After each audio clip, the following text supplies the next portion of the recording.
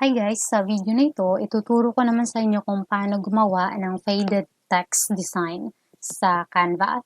Canva Pro yung gamit ko at actually naki-avail lang din ako sa libre na trial nila.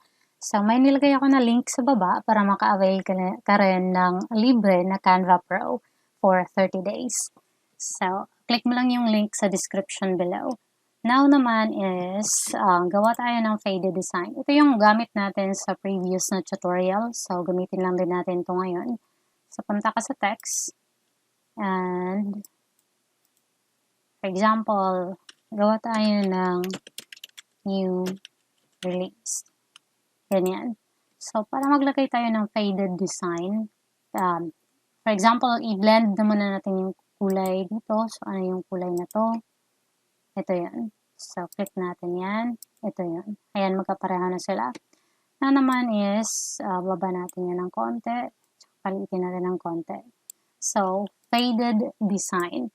So, ang gawin natin is duplicate, Control D, tapos baba natin yan ng konti. Punta ka dito sa tatlong dots. Dito naman sa transparency, click mo yan. 100 yan, diba? So, double click mo yan. Change natin yan into 80. Bawasan natin ng 20. So, click natin yan. So, di ba nag-fade na siya ng konti?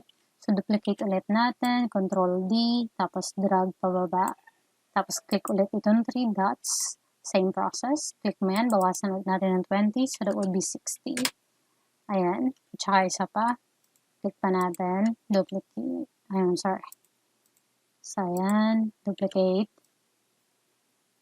Tapos, click ulit ng 3 dots. Ito. Tapos, 40. Ayan.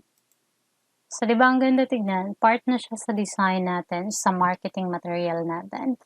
So, yan lang yun. And thank you so much for watching. Please like and subscribe. Thanks.